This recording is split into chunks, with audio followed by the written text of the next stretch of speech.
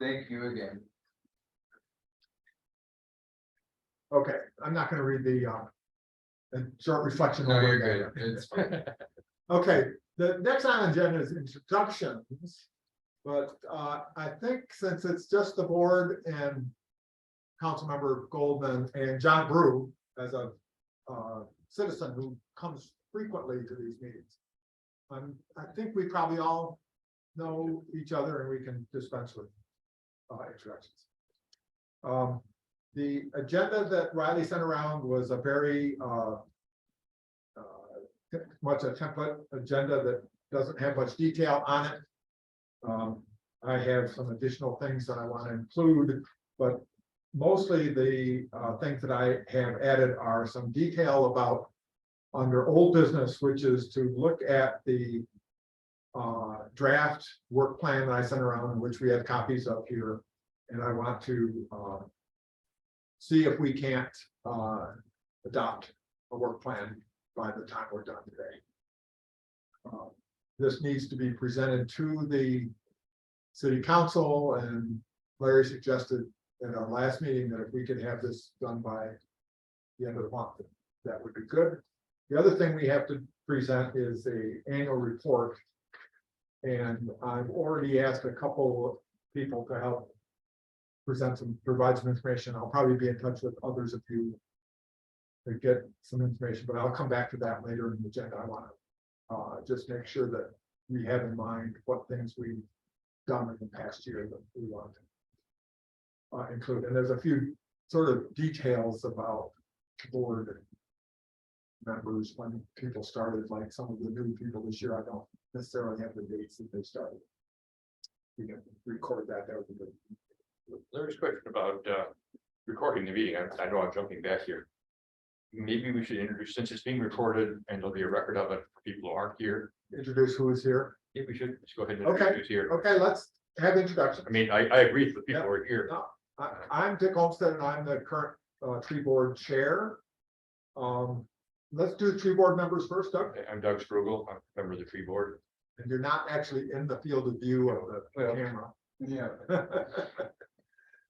Mandy, Marty. Marty, I'm sorry. Oh, Mandy. Oh, go ahead, Mandy. Oh, sure. I'm Mandy Parker, tree board member. Marty Byrne, tree board member. John Brew, hello, from the Stewardship Foundation. And then Riley Bushnell, assistant planner. And Larry. Yep, Larry Goldman, City Council. There is one additional, Mike D is an attendee. The nature of the webinar is that during public comment, you could promote him if he had a public comment to give. How do we know he's attending? I don't see his. On the Zoom, you can see there's 3 panelists and 1 attendee. Oh, Let me. we don't see that on our Yeah, screen of Zoom. You might be linked in by phone. Well, I can see, so if he does have a comment during public comment, I'll give you a shout. Okay, Yeah, good. Riley just sort of moved him into our field of view. Yeah. Howdy, Mike D here. Thank you. No public comment. Okay. So do I move to adopt the agenda with the minor additions that I've said that we're gonna be working on the tree? Workman, Doug, Second. moves, Marty seconds. All in favor? Aye. Okay. Approval of the minutes. Riley sent around the November minutes, which are the last minutes that we have to approve. Did anybody see any changes or edits to make on them? No. Okay, then I move to approve the minutes. Anybody else? Oh, you can do it, Doug. All right, so Doug, second. Marty, all in favor? Okay, minutes are approved. Okay, the next item on agenda is citizen comments. We have a couple members of the public here. Mike has his hand up. Go ahead, Mike, unmute and you may make your comments. Thank you. I just had a quick question about quorum. I wasn't sure if you had quorum or not. Thank you. Oh, we do have a quorum. We have 4. Yeah. That's a quorum. Thank you. Okay, thank you. We did not in December, as had been noted, so that's why we don't have official minutes for the December meeting, since it was not an official board meeting without a quorum. John, did you have anything? Okay. Communications, the next board meeting will be on February 1st. So that comes up quickly. And it will again be in person or on Zoom. Announcements. Riley, do you have any announcements with respect to cities or anything? I don't. Nope, Okay, I don't have anything. Larry, you have a time later in the meeting for council's report? I can just say now, I don't actually have anything. There was only one council meeting between the last December and now, and nothing's really changed. So I don't really have an update. Okay. Okay, moving on to old business. Julia is not here to give us any report on the McAleer Creek, but she has said she would write up a short report to go in our annual report. The bottom line there is that it's essentially done. There's a little money left, and she's going to use it to buy and install more plants to sort of replace some of the ones that died from the first plant.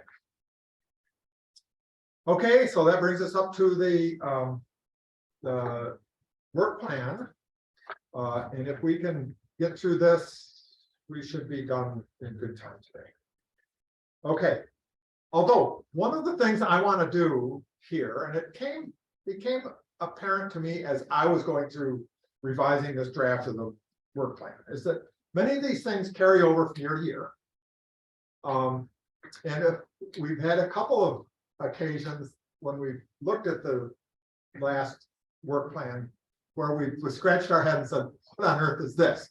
And if it was important enough that it was on the work plan, we should at least try to find out if there's anything about it that needs to be resolved or furthered in any way. So, I have a question. yes. So for the work plan, it should probably be open to new business for this agenda. Are we gonna skip over the 5 or 6 things that come before that in between the McAleer Creek restoration? And I'm just trying to make sure we're in order here. I'm not seeing what you have in there in that. So, This was the agenda that I drew up and sent to you, but it's not the agenda that you sent okay, to me. that works then. I'll make that it. I gave you my copy of the agenda. Yeah, And I have it back, or you need that? this guy? Yes. Yeah. And then the agenda that you had set out. But yeah, so. Okay. So what I want to do and ask all the board members to be willing to participate in this is there are a few of these places as we go through where I would like to have volunteers take up one of these topics, and over the course of the next month, before the next board meeting, or at least this 2 months from now, do some research and find out what it is about this subject that and come back to the board with a recommendation about whether this is an item we need to continue to pursue or whether it's something that we should drop. And so there are a few of these that I have marked on my copy. I don't think I marked them on the copy that you guys have, but I'll raise them as we come up.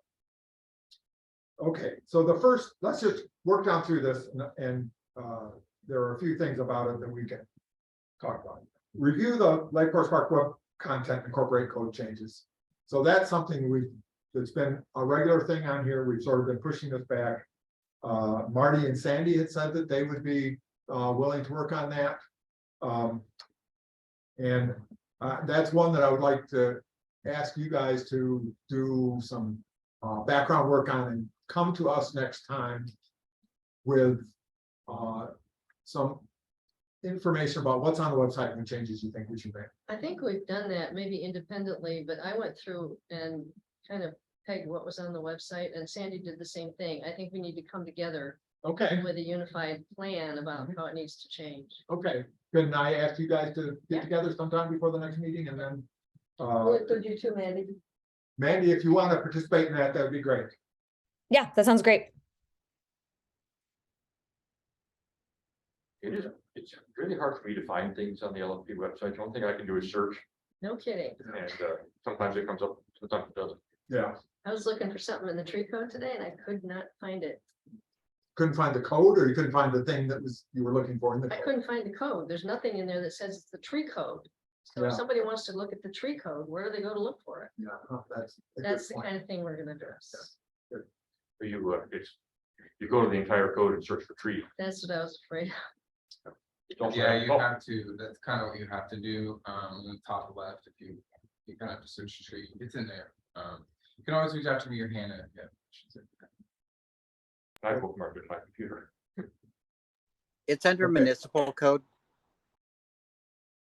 I'm sorry, Mike? It's under municipal code. You have to look in that area of the website. Okay, thank you.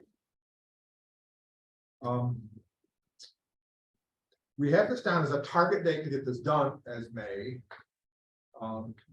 Is that reasonable? Marty? I Okay. think that's reasonable for a first pass changes, but I think this should be an annual thing. It needs to I be agree. reviewed every year. So I think once we get that's the right. primary one done, it just becomes an ongoing maintenance thing. Another way of going, an additional way of going about it is when one of us runs into something in August that they can't find or think makes no sense, have somebody we can notify to Yeah, say, how about changing this? Yeah.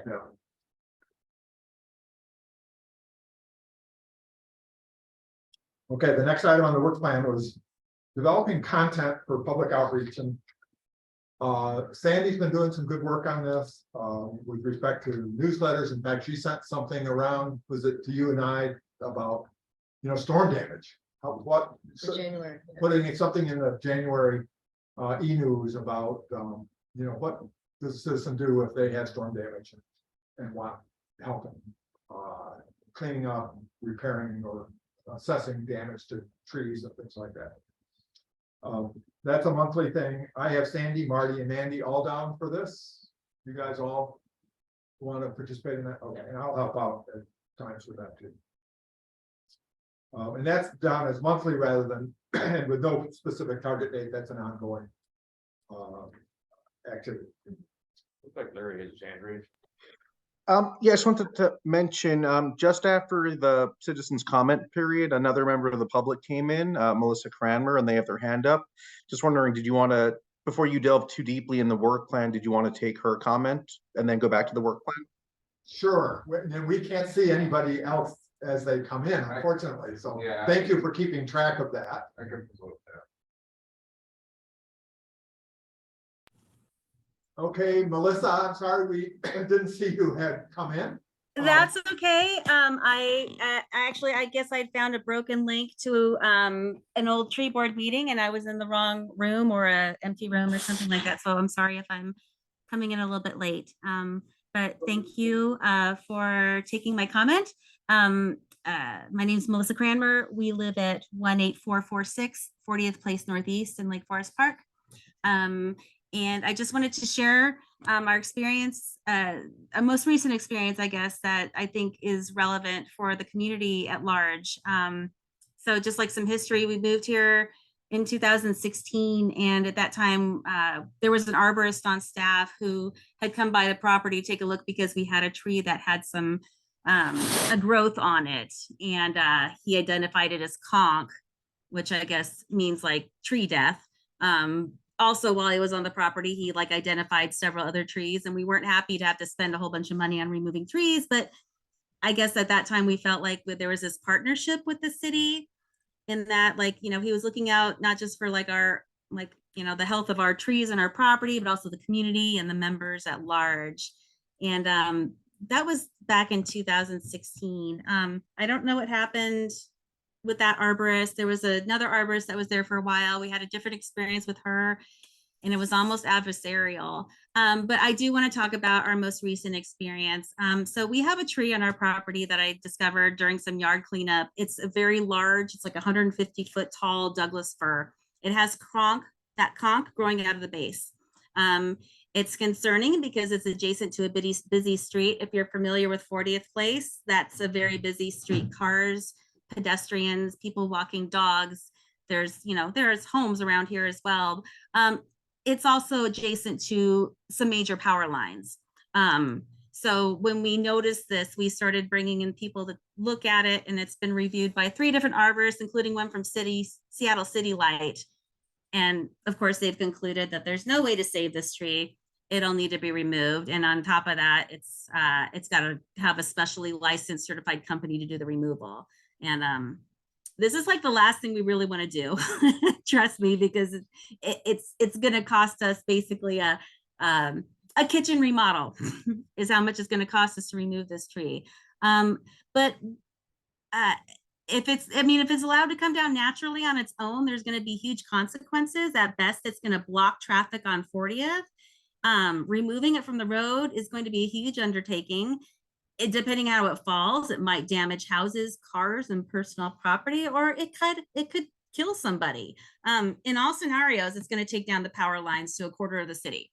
And so we're doing our best to try to avoid these scenarios, but we're again in this position where we feel like the city is not our partner and it's actively working against us. In trying to apply for a permit, we were told by the planning department that we would need to provide a full arborist review by an ISA certified arborist for our property.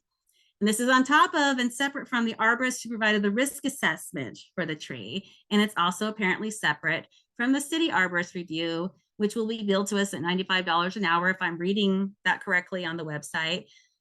We've begun searching for this arborist. So far, one company estimated that report alone is going to cost us $900. So be it, but we aren't any closer to getting this actual permit to remove this tree. And every time I see a weather report forecasting another big round of storms, I'm just shuddering and wondering if this is going to be the one that takes down that tree. And will it be when children are walking to and from school, or people are walking their dogs, or a car coming down the hill? Is it going to come down on somebody's roof while they're sleeping? I invite you to come by and take a look at said tree if you want to, if you think I'm being melodramatic, but it is an enormous tree, and one way or another it's coming down, and we're trying so hard to do the right thing. We do not feel like the city is partnering with us in this. I mean, they're just throwing up roadblocks to getting a permit to remove this very dangerous tree. And I don't know, like, is this the direction that the city wants to move in? I know that we're all about like having trees in Lake Forest Park.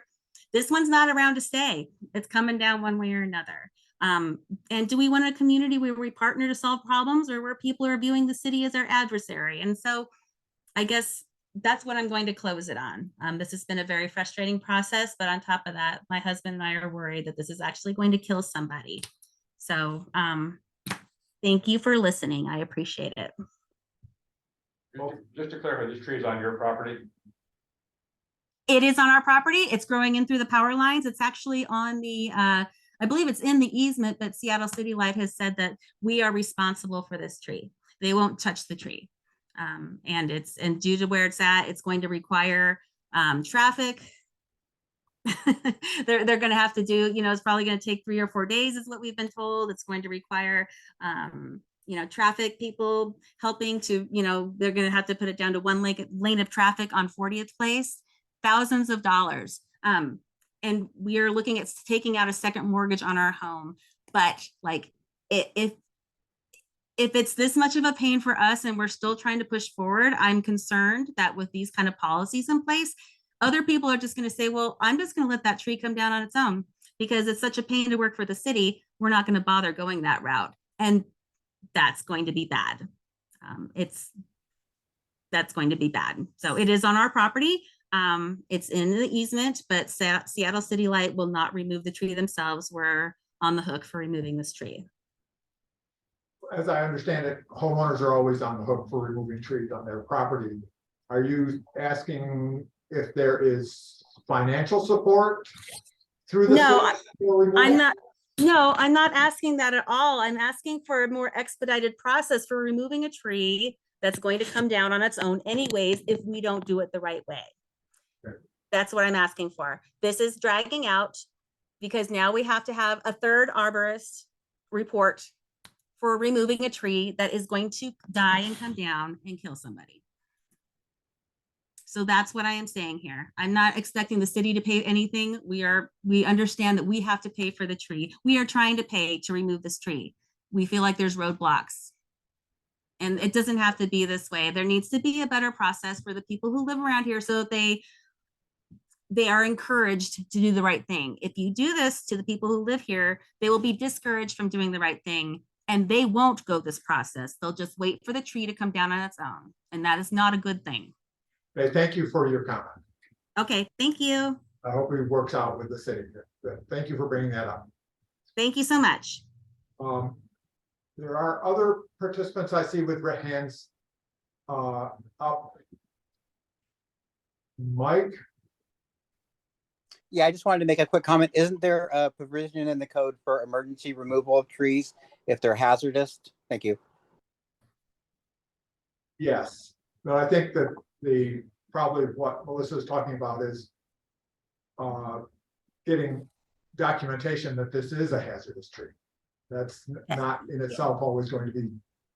That's Okay. exactly what we're doing. I mean, there's no question that this is a hazardous tree. So to make us have to go and get another arborist review in order for us to even file for the permit, we have not been able to even file for the permit yet because we need another arborist to come in and do a complete map of our property saying this is how many trees that we have on our property. The city of Lake Forest Park knows what our property looks like. I know that you guys have, you know, pictures down there and you know exactly how much canopy I have on my property. So that's really, it's not necessary, but it is holding up the process of us getting a permit. It's also going to cost us an extra $1,000. But be that as it may, it's going to hold up this process for us to get a permit. It is an emergency. If you look at it, it's an emergency. If you go kick the trunk of that tree, it sounds hollow. So it is an emergency. And so I don't know why this is being held up, but this is what we've been told by the planning department. Well, this is not something that we're, as a tree board, are in a position to resolve or make decision about. So I hope it works out with the city. One of the things we hope to do is help provide some additional educational material and guidelines for citizens around the tree permitting removal process. But we as a tree board have no say in individual permits for tree removal. But you help make recommendations on these guidelines, correct? So we make recommendations about the tree ordinance, but not about individual tree removals or anything having to do with the technical details of the arborist requirements. And the Okay. arborist is unfortunately not here tonight with us, city arborist, because she's under the weather. So she's the one who could address your question directly, but unfortunately she's not here. Okay, well, I appreciate you listening to me rant. Thank you. Thank you. Okay. Let's go back to the tree board draft work plan for 2023. The next item on it was the Ivy Out contest, which we held once, and there was a lot of enthusiasm for it, but I think it was not ultimately a feasible thing to run as a contest. If we want to do anything about ivy removal, I think it needs to be done in some way other than as a contest, because it turned out there was no way to judge. If you have a contest, we explicitly said there was going to be, you know, prize for winner, and there was no way in the end we had a means of judging it. So I think that's, you know, personally, I would just as soon drop this as from our work plan, unless there are other board members who think this is something they want to keep on. But note that lower down on the work plan, there's a general item about invasive plant management. And perhaps we could roll it into that. That sounds feasible to you. Mandy, you have your hand up? Yes, I'm not familiar with this. What was the contest? Has this been done in the past? It was done 1 year. It was going to be a contest for citizens to remove ivy, and whoever removed the most ivy would win a prize, which was going to be a tree that they could plant on their property. I see. Okay. But in the end, we had no way of measuring how much ivy people took. Okay. And fortunately, we only had 4 people who submitted entries, and so we gave them each a tree. We had the trees available. So it worked out, but only because of that. Gotcha. Okay. 30 people who had participated. We would have gotten a lot of ivy out, but we wouldn't have had any way to have made it a contest. I see. Okay, thank you. It may be when we get to that part, where we can find some way to make it easier for people to get rid of ivy once they pull it out. Yeah, And so, but that can be later. yes, and we did talk about that before. It's not clear that the city's able to help us with that. Okay, hosting an Arbor Day activity, that's something we are committed to doing every year. I think that's straightforward. April is the date of Arbor Day. We'll just leave that as it is. I have my name down associated with it, with Hannah and Riley as associated, because we have to have worked with the city on planning for the Arbor Day event. The next one is stay in communication with peer advocacy and stakeholder groups. This was added new to the work plan last year. And I think it's particularly good that we have this as an aspiration to work with the Stewardship Foundation. John's here representing Stewardship Foundation, Parks Board, the Climate Action Committee. I added that to this year because they, in fact, were in touch with me just this week about some interactions with the tree board and things that they're working on. So I think that this is something we should have on here, and this is just an ongoing event. I simply put my name down with this as chair of the tree board. But if there's anybody else who would particularly like to be involved with community interactions, I would be happy to have another name on here. Any of you guys present interested in being involved with that? Can't take that. That's fine. You guys are taking on a big load with the. I have an informal, I have a friendship with somebody who's on the Climate Action Committee, so we talk. Okay, well, you might be perfect to be a liaison with us to that. Okay, we'll just leave it as it is. And we'll encourage everybody to be involved when the opportunity arises. Next, update and publicize the tree walks. This is something that I've been doing with David Hepp, who is the person who created the tree walks initially. We've done 2 of them, and I think have a 3rd one underway of the 4. And so once we get the 4 done and with color photos and everything, that will be updated. We can then decide whether we want to expand the program or not. But for right now, just getting these done. We've been doing 1 a year basically for the last couple of years. Okay. Okay, so here's another one of these where we read it last time and said, what the heck is this about? Resurrect or otherwise engage the Heritage Tree Program. So one of the documents that I had Riley send around was something that I found about the Heritage Tree Program. I've actually brought some copies of it if anybody doesn't have it on their computer and wants to see what this is. You have it? Yeah, I have. Marty, okay, so this was a 3-fold flyer, and I also found a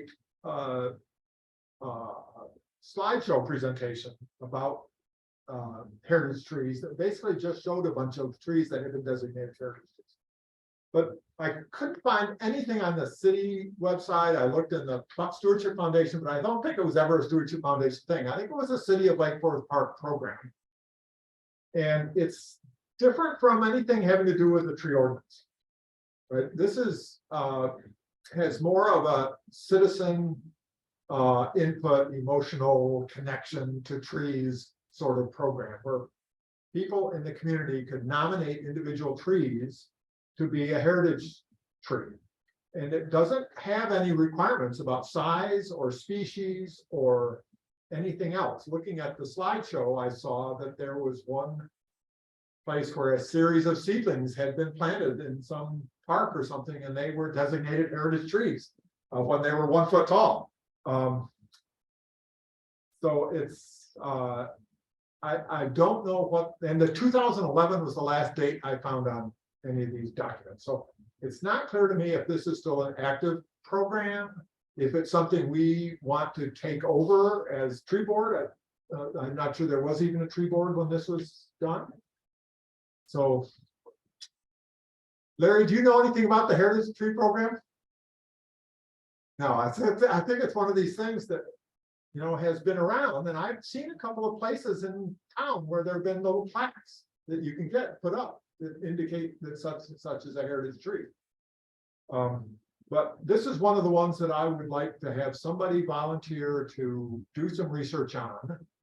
And come back to the board with more information about it and perhaps a recommendation on whether we want to take this up.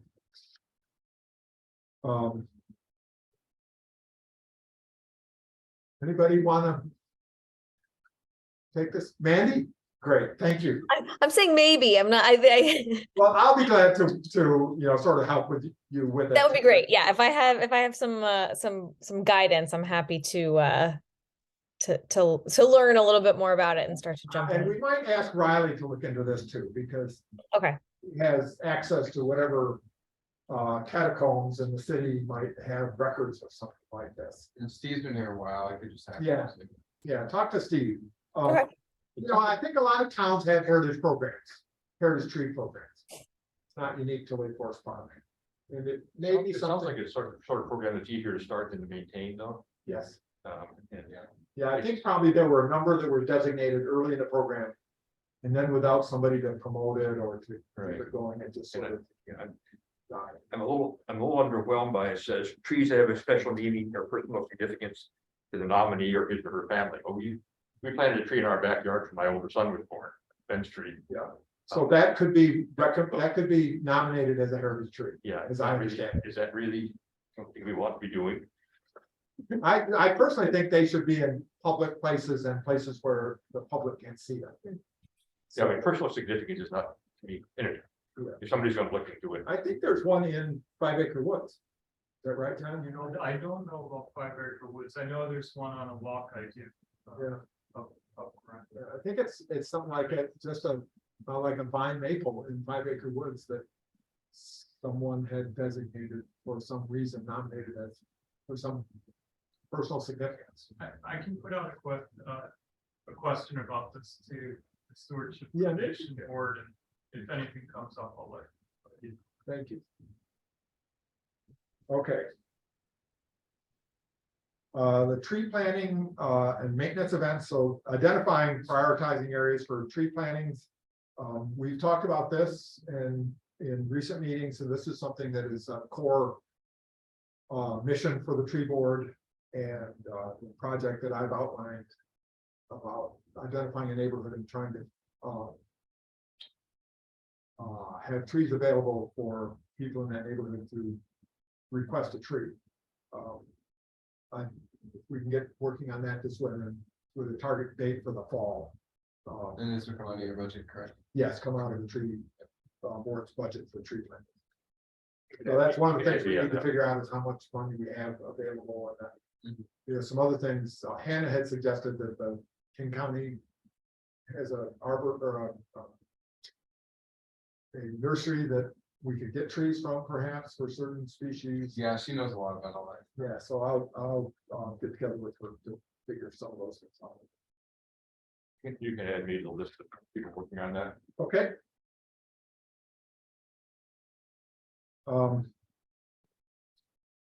Mackler Creek restoration. This is wrapping up, as I mentioned earlier. Since it won't be done until this year, we should leave it in the work plan. Julia has been spearheading this and taking the lead on that. And I think she said that by June, she hoped to have the plantings in the spring that will be the last part of that. So we'll leave that as it is. Okay, so here is the next item about invasive plants. Having the tree board engaged with invasive plant management has been something that Julia had really been involved with. And Julia has been on the board, I think, ever since its the first iteration of the tree board. But we haven't really done anything else. I mean, that project that Julia has been doing on Mackler Creek has been a big one, and she got good funding for that and so on. That's great. But if we want to continue to do something with invasive species as a function of the tree board, the Stewardship Foundation, other volunteer groups are doing great invasive species work too. I think if we want to have this as part of our program, we need to come up with a plan. And at this point, we don't really have anything, whether it's something that we want to do education around, or whether we want to engage with, say, the Stewardship Foundation or some other community group.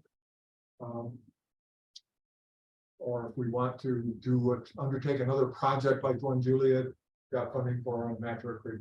I think this is something that we should either consider and do something about, or decide if invasive species is not really the mission of tree board.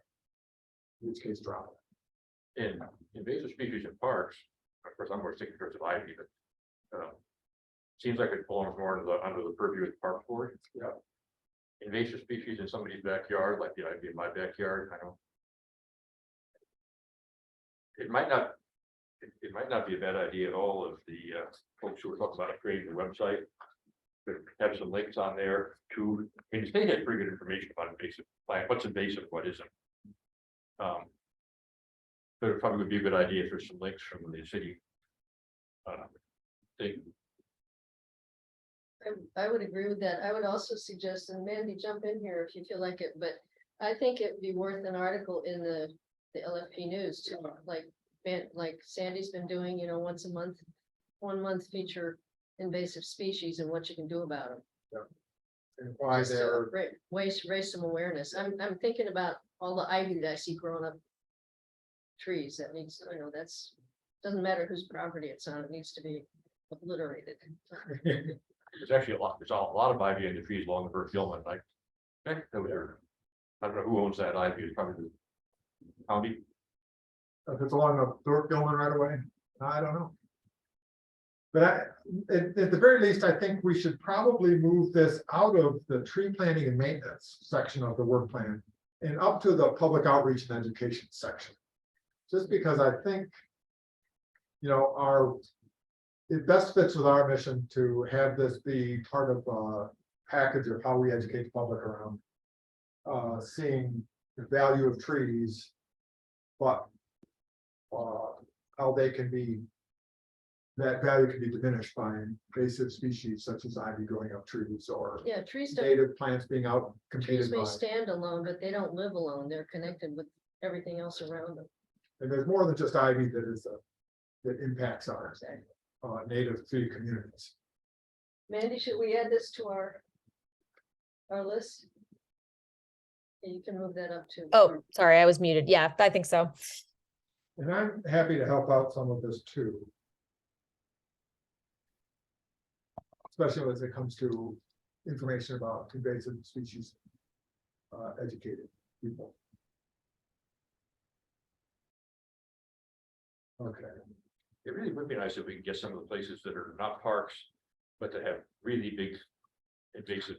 yeah, so our property, we live on 40th Place, just across the street from 5 Acre Woods and north a little ways. And if you look at the satellite images of Lake Forest Park, you see this perfectly square section of land there that is almost completely forest canopy. It includes 5 Acre Woods, but it also includes our property and some adjacent parcels that run all south from our house. And they've done a good job in Lake Forest Park getting the ivy off the trees and off the ground in places. But on the other side of the street, there's this huge area that is all private property. Some of it is undeveloped, absentee ownership, as far as I can tell, looking at plats of ownership. It's completely overrun, growing up the trees, covering the ground. It's an area bigger than 5 Acre Woods. And it's completely overrun. And I've been working on the back of our property and 2 adjacent parcels that belong to Swedish Hospital or Children's Hospital of all places. Trying to get the ivy out of there, but it's far more than any one person can do. I've thought about going and trying to enlist the landowners around, but I'm not sure if that. Unfortunately, if we can't help people get rid of the ivy, for example, something like that. I mean, yeah, we can do education. Yeah. But we could seriously say, we'll come and haul your ivy away. No, it might be the sort of thing we could work together with, say, the Stewardship Foundation to have a team of volunteers who would be available perhaps to go into private land to remove ivy from trees. And that's the start. And that might be more amenable to some private landowners than having the city's tree board involved with it, right? I mean, that we are, despite our activity on this tree board as citizens, viewed as an arm of the city by members of the public. Whereas the Stewardship Foundation is more grassroots, citizen group. Because I'm not sure, besides Brook Hill, are there a lot of other places where there are massive growths of ivy or other invasives? Yes. I mean, if you really want about invasives, of course, we have to look and think about the, The floral cherry. well, I'm thinking more about the knotweed. Knotweed, The knotweed yes. that grows, you know, that's really not our business. European Yes, it holly. does interfere with the trees. Yeah. But that's a different animal. Yeah, but I think The that, ivy on the trees is a little borderline, because it's on our trees. yeah, it's also the added weight on trees Yeah. can result in them falling in windstorms more readily, things like that. Yeah. And it's, as you know, ivy only becomes reproductive and produces seeds when it's growing up on something. When it's growing on the ground, it never flowers. It's only when it grows up, right, it changes the physiology of the plant and it causes it to flower. And it self-pollinates and produces fruits that the birds eat and then that gets distributed. So if you can keep it off the trees, that reduces the amount of spread through bird dispersal. I really didn't know that we have a fence in our backyard that had, Fences too, yeah, well- that had ivy growing all over it and all and flowering. yeah, I yeah, tore it down a couple of years ago. Yeah. And I didn't realize I was cutting off the reproductive cycle. yeah. Of course, it goes on the backside of the fence in somebody else's yard. I can't do anything about it. Yes, I had a cedar fence when we bought our property that had ivy growing up on it as big as your forearm. And when I cut the ivy off, the fence fell down because the ivy was holding it up. Same here, actually. Okay. Okay, we're moving the general subject of invasive plants up to education and outreach. And we'll, Mandy, Marty, and I have our names on there as planning to, look into what we can do or develop a strategy, perhaps, is the first thing we need to do.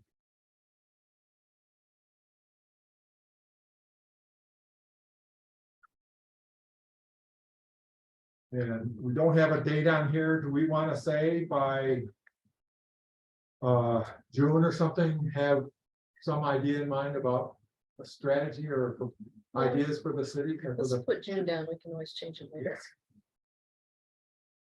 Okay. Now advising the mayor and council on citywide tree studies and tree fund spending priorities. The first one under here is make recommendations to the council on the findings and review of the Lake Forest Park tree canopy study that's conducted every 5 years. The last one was, how long ago, Doug? It's a tree canopy study. Yeah. That's 2016. Well, dated 2016, the study was done in 2019. And you forwarded me that question from Sarah on the climate board. I couldn't find that report anywhere publicly accessible. Huh. I mean, and I couldn't even find a report. I found it. Yeah. Somebody had sent me a bunch of slides and things like that. And so the information I sent to her and sent out to you was on those things, but I'm not able to find a final report that sort of summarizes the results, except for all those beautiful maps. Yeah.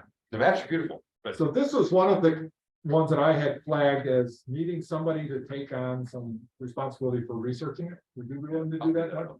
Okay, or good. maybe Riley can help with it too. Yes, I think or Hannah. It might be. Hannah's on her, yeah, but Riley's, Riley and Hannah might.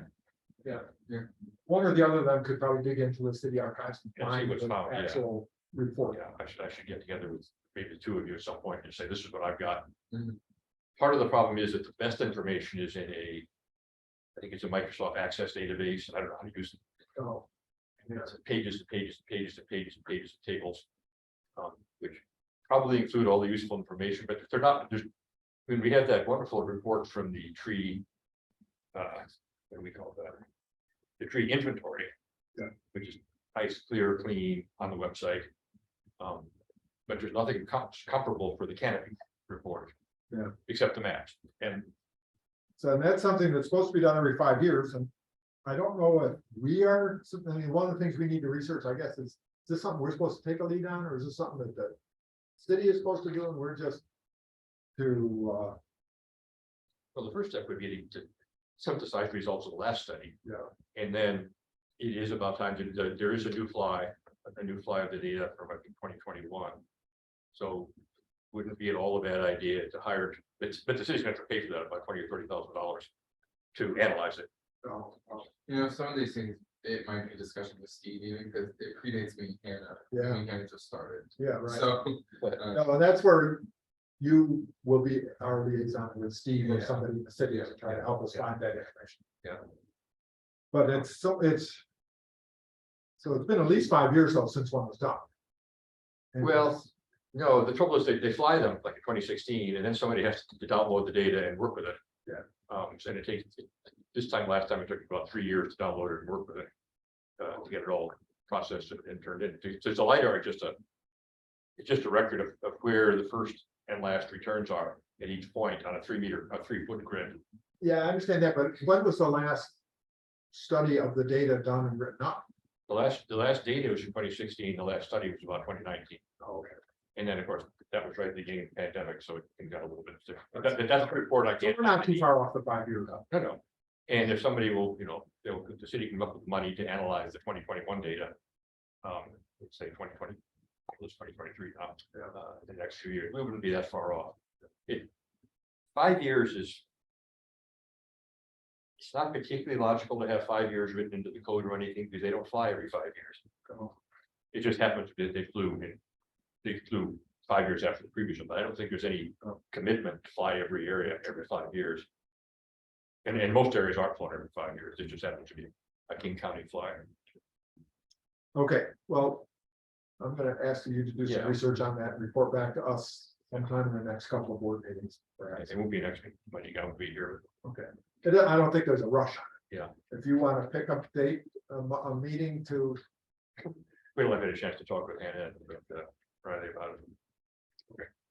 okay, next, assess results of tree inventory study and make recommendations, council on exceptional tree sizes, so that's. I have June down for this, because that's when I think we're supposed to be getting those data from. The company that's doing that. That's optimistic. Well, considering they didn't finish the Yeah, work last year. yeah, And they have to find new plots and analyze the data, and I think okay, that's in Well- September. okay, well, let's move that to September. This is our report anyways. So if they have it ready before that, it's gonna take a while for us to. Go assess it. And I have you, Doug, and Hannah down as working on that. Well, I think our. We'd like to lead on it, but I think the recommendations on tree sites is probably ought to come from the whole board. Yes, I agree, but I'm just thinking spearheading, Yeah. you know, the connection with the company that's gathering the data. And for our purposes. You've been doing great. Keeping that, an eye on that, and helping with the interviews and stuff. Okay, meet with council and mayor regarding accomplishments and follow up on council action. So, this is. Council mayor. Not sure how this is distinct from deliver annual report to the council, which comes later in the work plan.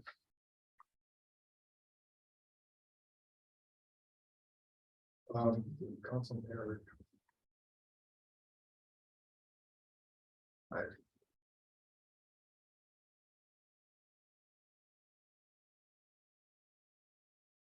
Don't quite understand what is meant by how these are distinct.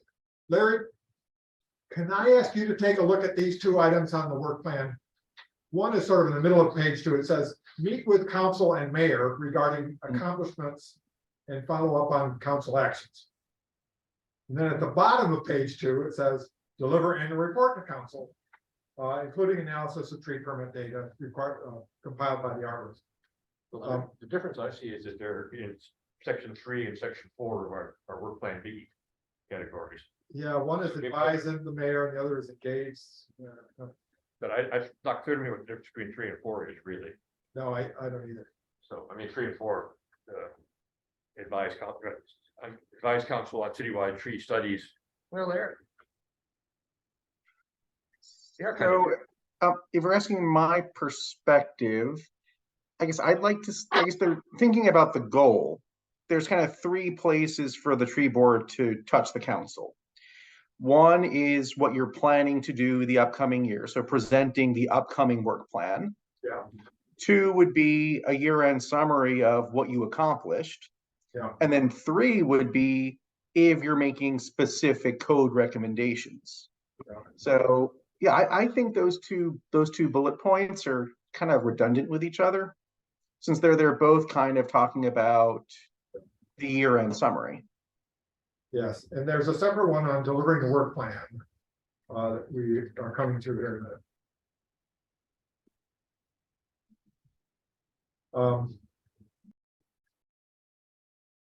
I think we ought to just combine numbers 2, 3, and 4. You know, advise the mayor and council on things we think they need to know about, or maybe a little more formal than that.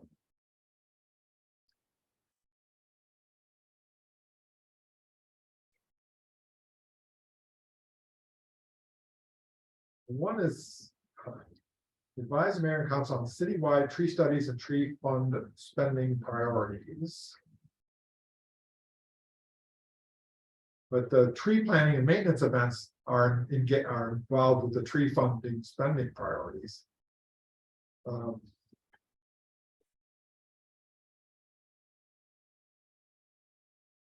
I think these last two, one, the advise the mayor and engage the mayor, should be combined. Yes. Advise and engage with the mayor and city council. I mean, in a certain sense, we're just reporting to them. In a certain sense, we're advising them to do something. Yes, and So, I mean, you could distinguish those, but does that make sense to you, Larry? That we should distinguish between advising and, or informing and advising, let's say? Yeah, there's a difference between, what did you accomplish in terms of, did you hold an event? What sort of education did you do?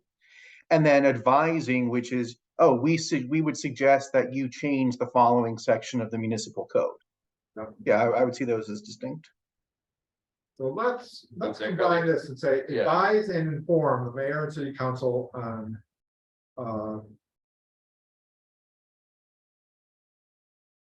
citywide programs and opportunities. Sure.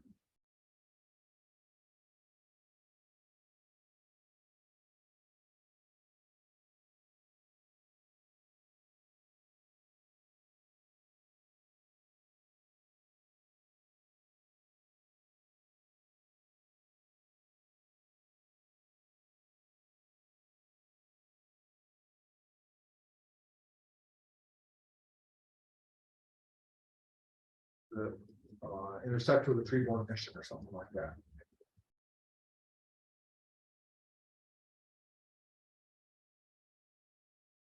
Okay.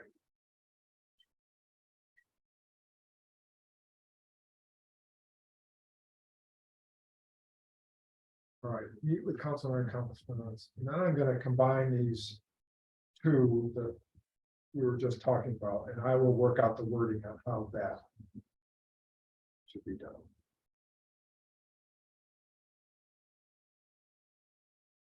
Okay, the next one that's in here on yellow, this was another one that came up and we wondered about last time. Review intern tree removal replacement data project report findings and make recommendations to the council. So one of the documents I sent around to you was that review, that intern's report. It was really quite detailed on summarizing all of the tree removal permits for one entire year. And what the combined canopy was. He did some nice ordination studies. Actually, it turns out I know this kid. He took my class a year or two after he did that project. He's really good. But I don't know if anything has ever been done with this. I don't recall, as long as I've been on the tree board, us doing anything with that.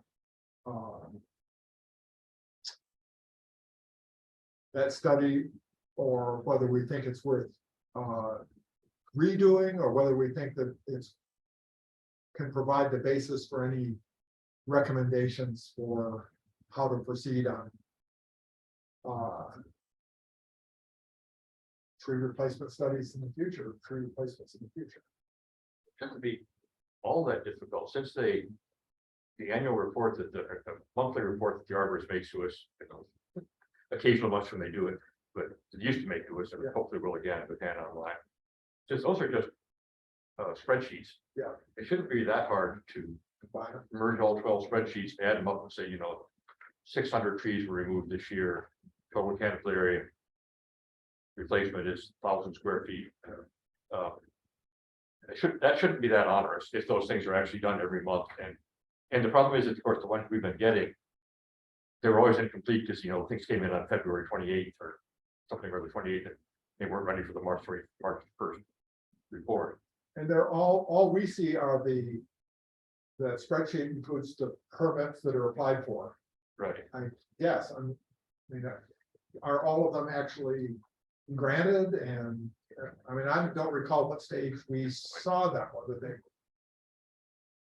you know, already granted and therefore every tree on those permit spreadsheets actually is removed, or if there's any summary after the fact that records what has actually been removed. And you're right. So we probably don't. The information we have doesn't necessarily add up to the information we need, but I would hope that there would be, you know, that spreadsheet line would continue until a conclusion is reached. Yeah, Wouldn't it be easy just to add a column whether the permit was approved or not? yeah, and it may be, you know, I think these are just permit applications. So I don't think it does say whether they've been approved or not. It would mean some extra work for the arborist, whoever compiles them, but going back and checking off which ones were approved and which were. Because sometimes it probably is weeks or months later before the approval process is Yeah. complete. Certainly not in the same month that the permit is submitted. Right. If it's towards the end of the month, it certainly would. But there ought to be a spreadsheet someplace, or there ought to be some documentation of what each permit eventually ends up being, and this being 2023, it's gotta be, almost gotta be in a spreadsheet, so. Yeah. I worry about that, I worry about focusing too much on that, because it shows the efflux of trees. With no complementary information on the influx of Yeah. trees. That was one of the things that the report mentioned. Yeah, sorry, I That didn't say there report, was, there's- information in the tree permit process about what the homeowner is going to plant as replacement, right? That there was never any means of summarizing that, or it's not consistently even reported apparently. Well, and plus there's no, if somebody decides to plant a tree in their yard, not for replacement. But for record, or if a tree grows in 5-acre woods, you know, just sort of on its own with no help. Yeah. There's nothing about that, and that's. So, But I think, I mean, there is spending a lot of work on that, but the other hand, it shouldn't be a lot of work. right, this specific action item though had to do with this specific report that was filed. And it was done several years ago. I think 2016 was the date on the report. It was, was that one of the things I had sent around to you? I think it was. Yeah, I just didn't see it at the bottom of the page. Yeah.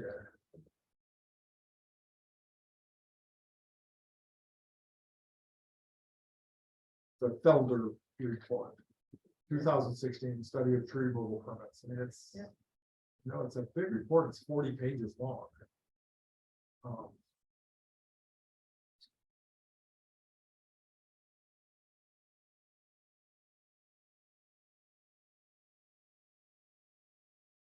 I mean,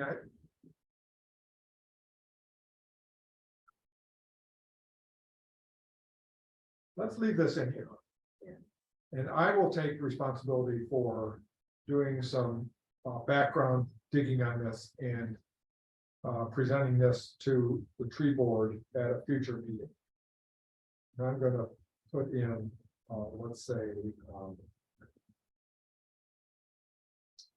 March.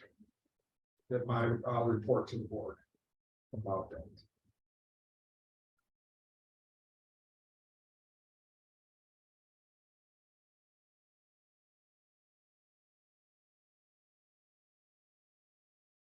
Okay. The next one is review community forest management plan and make recommendations for changes. That's another document that I sent around, was the community forest action plan or management plan. This was produced in 2010.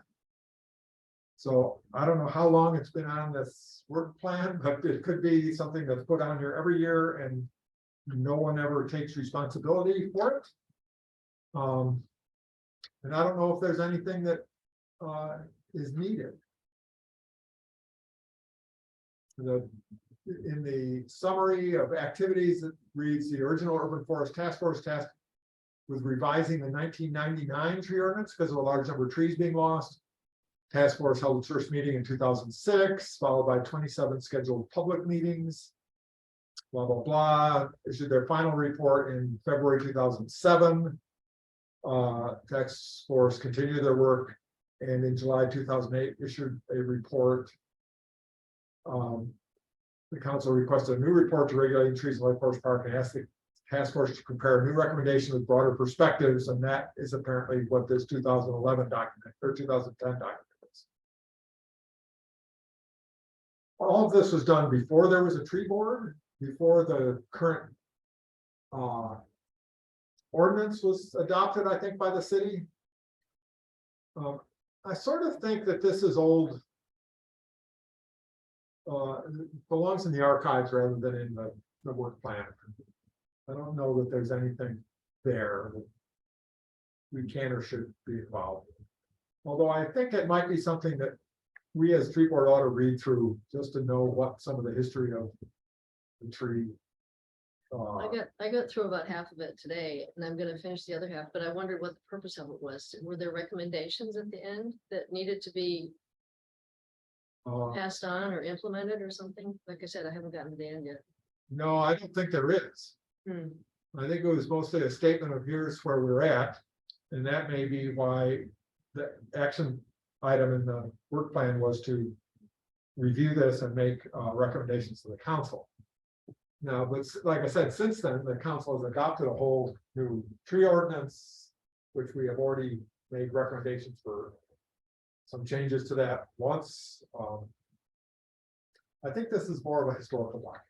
Yeah, I don't think it belongs on our work plan. Yeah, It does have an appendix about the Heritage Tree Program. Yes, it does. So based on the timing, I suspect the Heritage Tree Program was established in response to this report. Flowered for a couple of years and then went the way of fruit flies. Identified gap, Heritage Tree Board, the Urban Forest Task Force recognized the values creating incentives in the Lake Forest Park Heritage Tree Program that will encourage preservation of exceptional trees. In order to accomplish this, the current program needs definable parameters so that it can be incorporated into the tree protection and replacement ordinance. Task Force believes that a heritage tree program should include distinct classifications and suggests the following for 4 classifications. Specimen of particular size, form, or rarity, historical, tree recognized by virtue of its age or association with some historical structure, landmark, trees that are landmarks of a community, whatever that means, and collection, trees in the notable grove, avenue, or other planting. It sort of looks like this is what led to the creation of the current forest management structure, the tree board. Because it's recommending that a tree board be established. Well, Yeah, I guess one was. but it sounds like there already was a heritage tree program before this point, but The Heritage, the tree board itself, I think, Yeah. it sounds like this thing led to the formation of a tree board. I know that, well, you know, Tyson was on the tree board yeah, early on. Yeah. But it sounds like this is the sort of first iteration of the tree board. yeah, So it really doesn't belong on our current. It's not a community forest management plan. It's no, a plan for developing a community forest management bureaucracy. yeah, okay, I think I'm gonna strike this. Yeah. All right. Next item is deliver annual work plan to council and mayor, and this is done annually, early in the calendar year. We have it down for January, but I think I'm gonna make this February because I'm still in a very rough draft form. We'll come to that in a bit. And this is something that typically the chair delivers to the council and mayor. I think has in the past been done in a formal setting at a council meeting. Is that right, Larry? Do you know? Yeah, I would say, I mean, it might be a council meeting, it might be a work session. Yeah, I think I would leave that to maybe the deputy mayor and city staff to figure out when exactly the right time is, but yeah, some sort of presentation. Yeah, I think that there's a written report that's presented and then maybe the chair goes to answer any questions or whatever to the council. But I think this is the once a year when the council gets to grill the tree board chair on whether the tree board is doing anything. Yeah, we'll be especially nasty. Yeah, I say, Riley could reach out to Steve and Steve Bennett, Tom French, and to figure out a good time to schedule it. Okay. So is this a chance for the board, or the council, to sort of tell the board what they want from us? You've been doing a really good job of telling us what, what we can provide, but it's just an additional opportunity for what we really wish the tree board would paint the walls of the council bedroom or something like that. Somewhat, but I mean, I think I've been trying to give you that information as we go. So for instance, what we're looking for in terms of the tree inventory and some possible code changes to tree diameters. So I don't think there would be any major surprises, in that the council's been kind of clear as to, like, other council members have said what they're looking for, and I've kind of relayed that to you. Yeah, I think it's mostly an opportunity for the tree board to let the council know what we've been up to. The council liaison person knows because they come to meetings every month, but the rest of the council has only a relatively vague understanding of what's going on. Okay. So we're doing pretty well, I think, on getting information to the council to us. Yeah. What you're saying. Yeah. And it's the last couple of years with the pandemic, I think there's been less activity by the tree board, understandably. We haven't been meeting in person, and it's been harder to do activities. But now I guess we need to pick it up. Okay. Next item, review tree list and reconcile discrepancies in canopy expectations per species. Consider deletions and additions. So this is something that's been on the board for a while, on the work list for a while, is going over the list of recommended tree replacement trees and revising the species list if there is need for revision. And one of the things that the arborist wants to have is an estimate of what the canopy size is for each of the trees on the list, so that the arborist, when considering permits and replacement trees, can know if the chosen trees fit the need for a replacement for a canopy, lost canopy. So this is another thing that we've been just kicking down the road, but I think we should plan to do something with this year. Doug, can I ask you and me to work on this, perhaps? Yeah, I mean, probably. We've got that thing that former chairman left, that sort of got started on upgrading it. Yeah, and I had gone through it and made one of the things that I wanted to have was a list of unrecommended trees or proscribed trees, because there were at least one or two things on the original list that were species that are becoming invasive. They were on the list of recommended trees, which they should. Okay.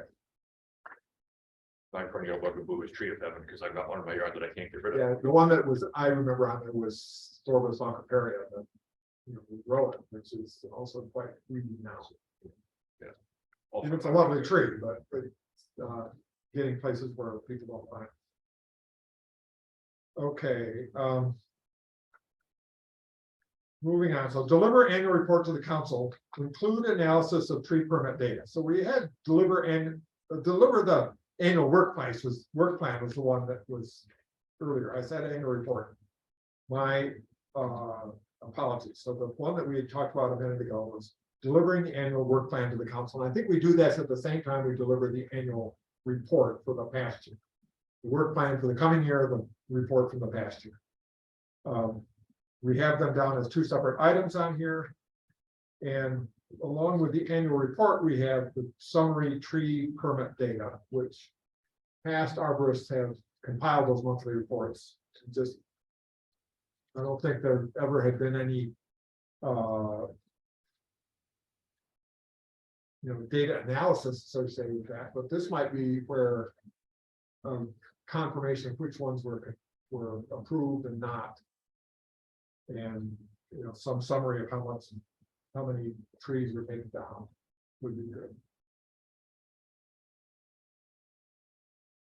I'll talk to Hannah about this.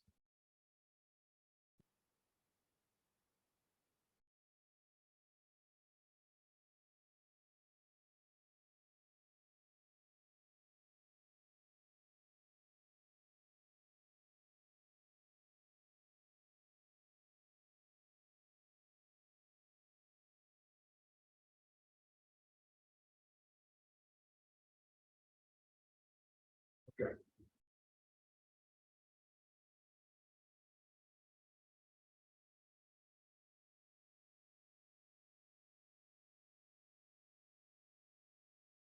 All right, we're getting to the end. The last few on here are more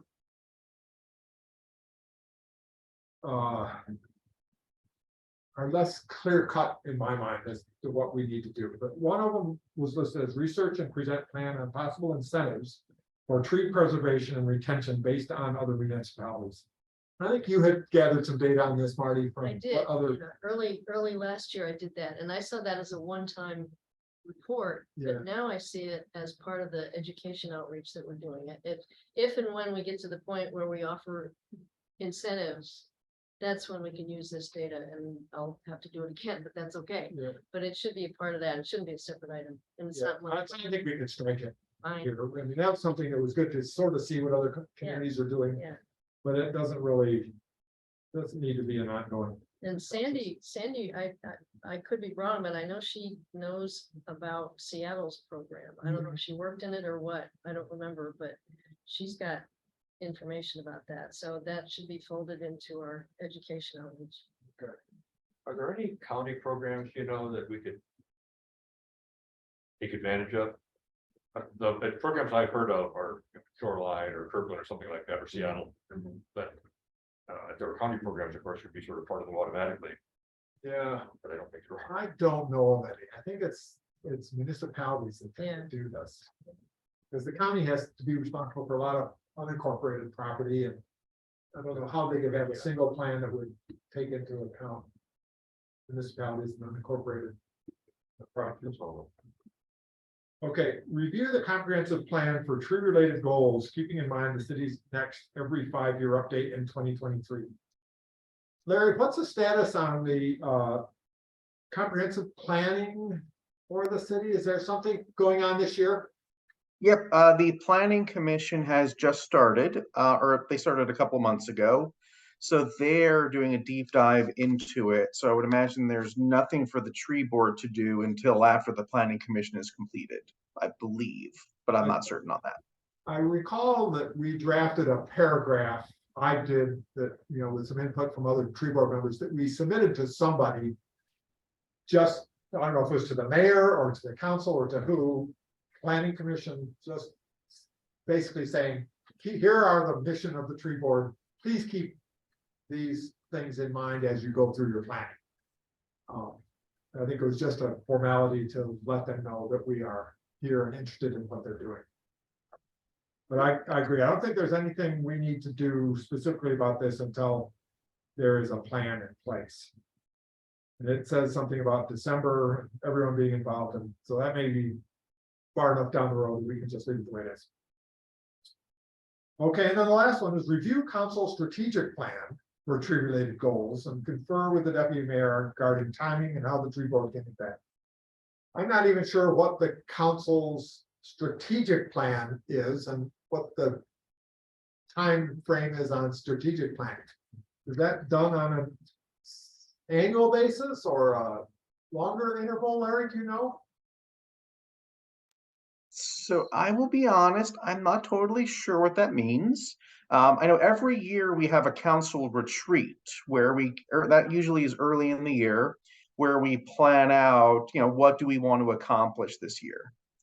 A lot of it is based on the strategic plan, and that's more of like a 5 or a 10-year plan saying, like our goals are, let's say, natural environment and public safety, very kind of 30,000-foot level ideas. So the comprehensive plan though is something that's going on this year that we should be aware of and have an opportunity to have some input on at some stage. So the comprehensive plan, that's state mandated every 5 years. Oh. So for the comprehensive plan. Right. The strategic plan, I think that's just, my understanding is that's just more of a informal, this is what the city sees itself. So if we leave that on there, we should say as reviews.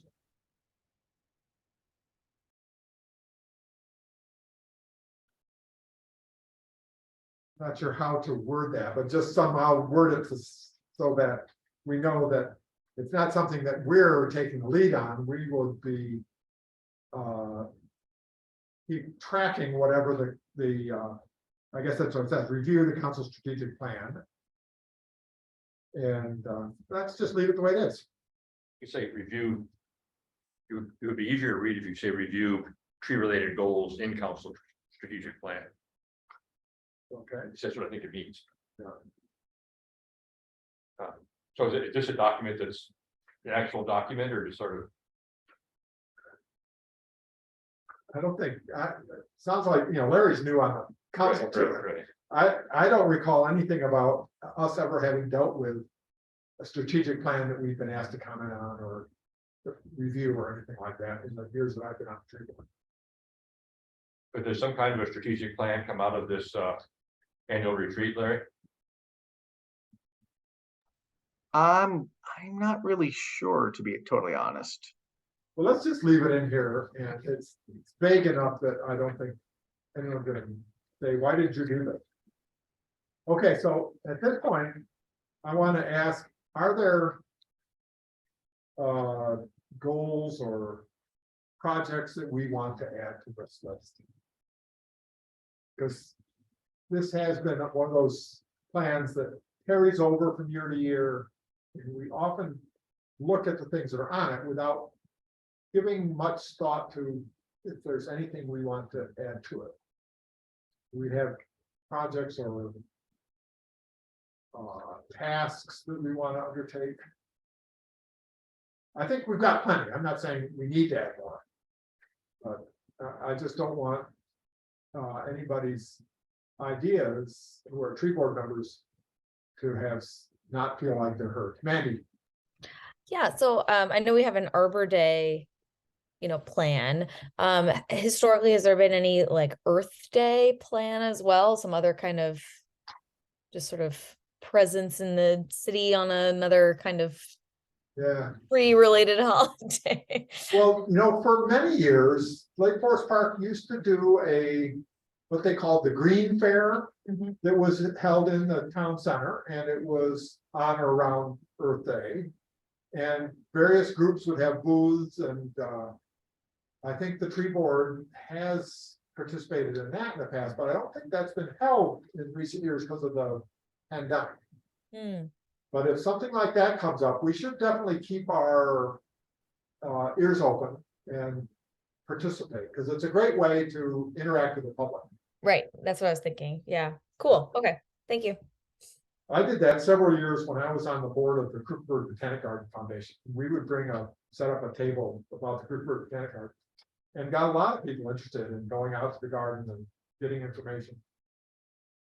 And I think we did do that once when I was first on the board here too, before the pandemic. And we had some plants to give away. And they weren't trees. I forgot what it was. They were giving us something like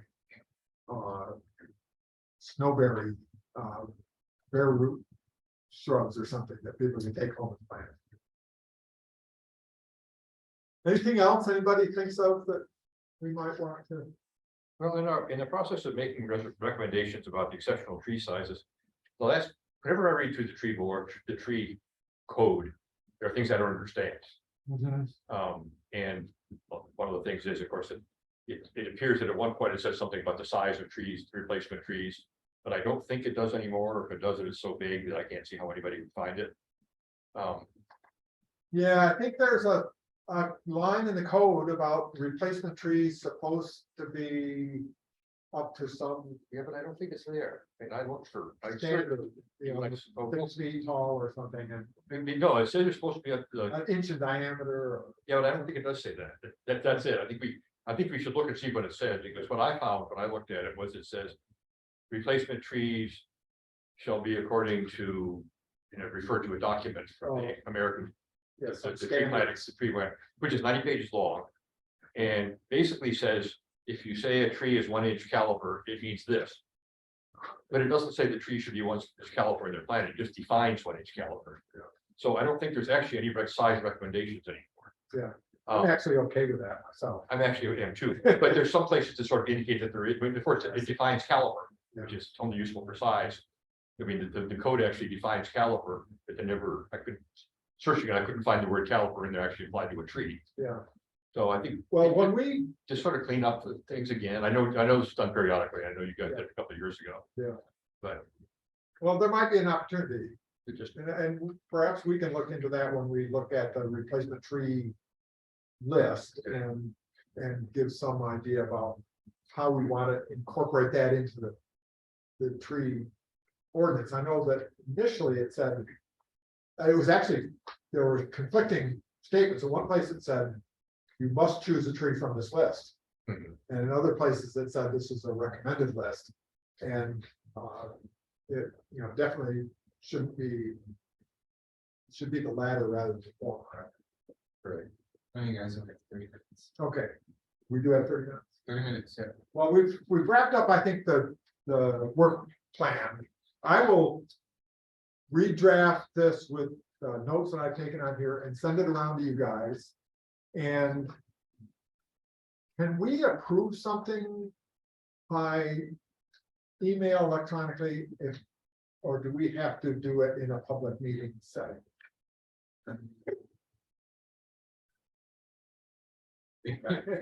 I think for open meetings act stuff, we can't be making decisions. I don't think you can do it via email. Yeah, so let's have the approval of this on the February meeting, which comes on February 1st, and then maybe we can get on the council. And it's gonna take me some time to get the annual report drafted. I will send the annual report out to you guys for comment. And then maybe on the February meeting, we can approve both the annual report and this work plan, and then we can schedule a time to take it to the city council. I won't be here in February, so we seem to be running a little short on quorums. Okay. Hopefully Sandy will be back by then. Yeah, and Yeah. and Julia, although Julia still will be doing her chemotherapy. That's what's been keeping her out of circulation. And she has 2 more treatments at 3-week intervals, so she will have another one middle of this month, 1 more in February. Whatever requires a quorum, I won't be part of it. Okay. Well, hopefully Sandy will be, so I guess, that's another issue that we as a pre-board should all be thinking about. Is there anything that we can do to find another member? I actually looked at the bylaws on the city council or the city website about tree board, and it said the tree board shall be a minimum of 7. Someone has applied, I know that actually for this 7 position. But I believe that's a good discussion between Steve and the mayor as to getting them on board. Yes, that's right. Yeah. But I'm glad to know that there's somebody who has, Mhm. I noticed that the city newsletters have been pushing it and Yeah. so on, so. And I told him about the core mission we had, and he being Steve understands, so he might be pushing that as to the mayor. Okay. Well, then I will, I thought I had brought a draft of the what I was working on for this, but I don't.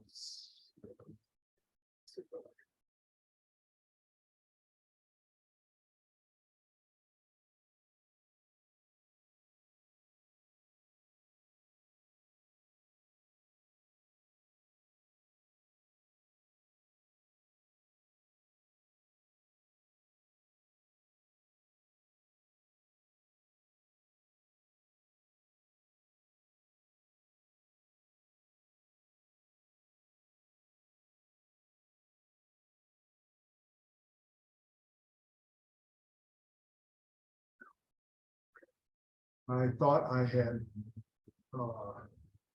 copied a draft of what I was working on for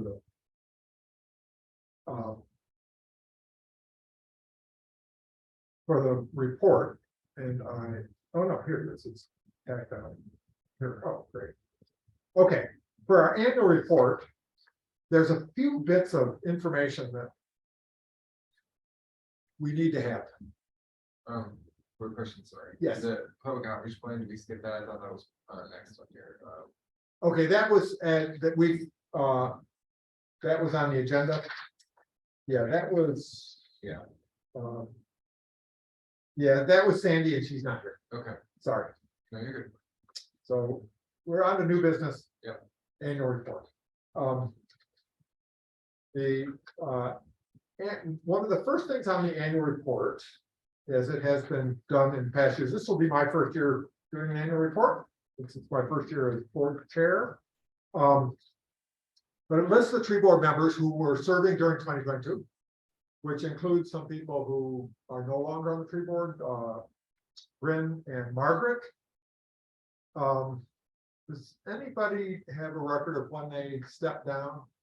I went back looking through emails from Cameron about with the minutes and the agenda for each board meeting, and May was the last meeting that I saw both of them listed in. So I have them down as their end date as May 2022. When did you be, is that when you became chair? I mean, I don't know. It must have been, right, since that would have been when Margaret stepped down. And then for the bylaws say that a term on the board is 3 years. And so that means that we need to know people's start dates. And I don't know that, that I know all of them. All of these, on the last year's annual report, it listed term expires date, all of which were February 28th of some year. And for myself, it said February 28th of 23. And I'm quite sure I've been on the board more than 3 years. So I don't think it says you can only be on. no, the limit is 2 terms, 2 3-year terms. And then you have to rotate off, and then once you're off for a while, you can come back on the board. But it's a 3-year term and no more than 2 consecutive 3-year terms. I can't believe that's been enforced. I think Julia's been on the board. Julia has been on the board for longer than that, I think. Right, and if you're finishing it, you really don't need a new chair at this point. We might. I mean, I can keep doing it for a while, but I'm feeling a little stretched. Mandy, when did you join the board? Do you remember? I'm trying to remember. I think it was late summer. I feel like it was August. Okay. But I would need to check on that. I'm I not. think that's about right. I remember the summer. Larry? Yeah, 2 quick thoughts. The first, you might want to touch base with Matt McLean, the city clerk, because he'll have all the minutes, and so that would be all the actions the council took to approve all of you. So that would be a record of exactly when people are appointed and for what term. Okay. And also, I believe so that there is the 2-term limit, but there's also an exception for 1 additional term under extenuating circumstances. So, like if someone's still working on a project, Yeah. like if you were term limited, but you hadn't quite finished your analysis of the tree inventory, we would want you to stay on to be able to finish that off. I think that's the circumstances for Julia, because she had this Mackler Creek project underway. And so she agreed to stay on longer to see that through. And I know she has told me that when it is through, she wants to step off the board, and so that would probably be next summer, This summer? yes, coming summer.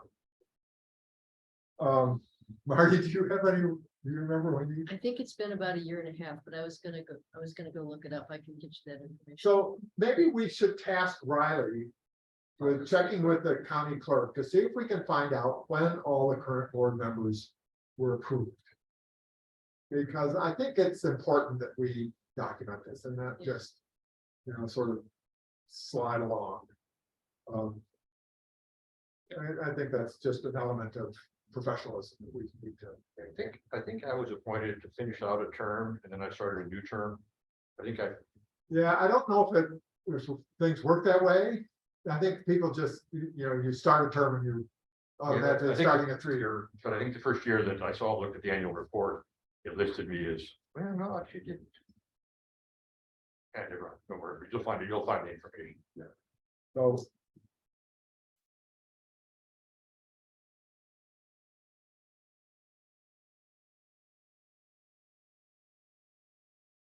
So, rather, I'm gonna make a note to myself to ask you to check with the city clerk and see if you can start dates. Yeah.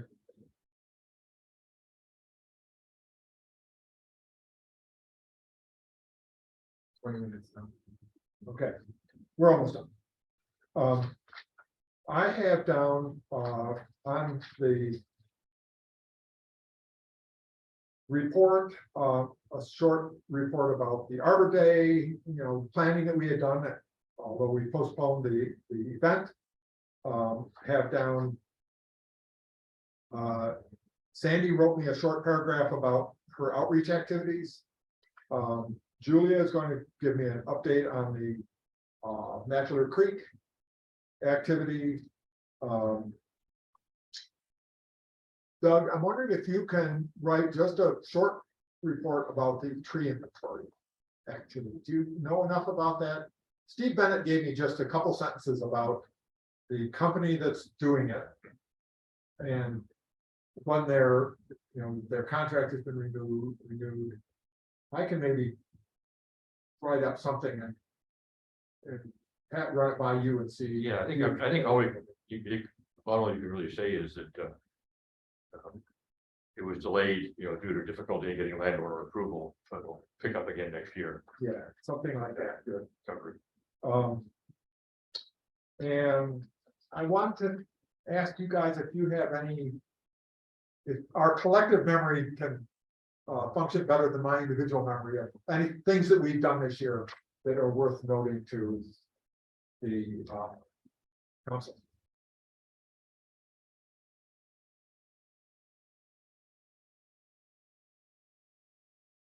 Besides those items. We've started initiated planning on some projects like tree planting.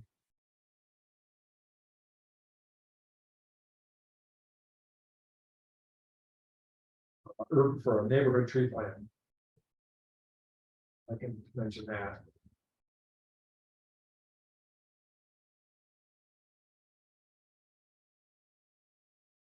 Well, I will send this out and jog your memories and ask you for comments and edits and any additions or subtractions. If you get, you probably already done this, just sort of skim the minutes from the meetings we had. Yeah, that's a good idea. Pretty much anything that's been done will be in the minutes. Yeah, that's a good point.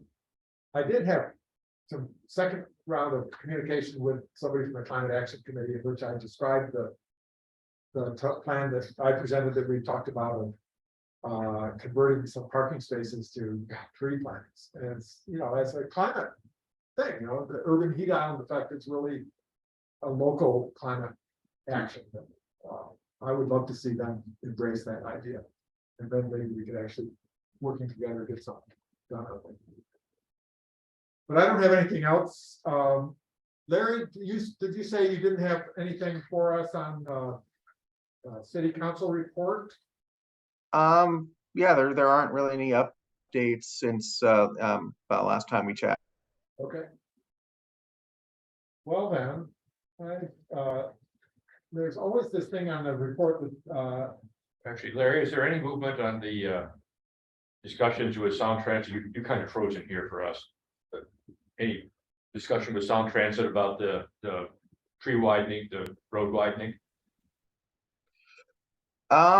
No real updates other than there will, Sound Transit is planning, sorry. Can you hear me? It says my internet connection is unstable. Okay. There will be a public meeting with Sound Transit sometime in February. you're freezing up periodically, Larry. Yeah, I'm not sure what's going on. It's my connection. Let me turn my video off and see maybe if my video's off, that'll help the audio. Yeah, the city did send we sent a letter to Sound Transit asking them to pause the project until after the February meeting. But as of now, there isn't really any I don't think we've gotten a response from them yet, so no real updates from Sound Transit. Okay. All right. Apologies for my connection issues. Any agenda items we particularly want to have on the agenda for next time? Oh, okay. All right, do I hear a motion to adjourn? Doug moves to adjourn, Marty seconds, all in favor? Okay, meeting's adjourned. Thank you all. Thanks, everybody. Thank you, Riley, for taking notes. Thank you, John, for attending. And Larry. Bye, everyone. Bye-bye. Bye. Can you attend in person next time, Andy? I think so. I think this is the last time that I had an issue, but I think next time I should be okay. Okay, great. That's my hope. All righty, take care. See you then. Bye.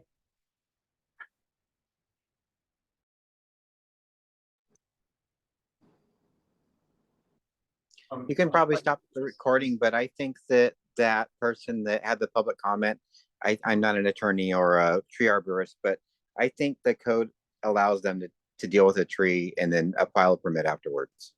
Thanks. Yeah, I think the question in that case with that woman is there may be some question about whether it actually is a hazardous tree, right? I Because think she had an he's issue talking with the to her. process. what's that? I think she had an issue with the process. She said she had to get yet another Yeah,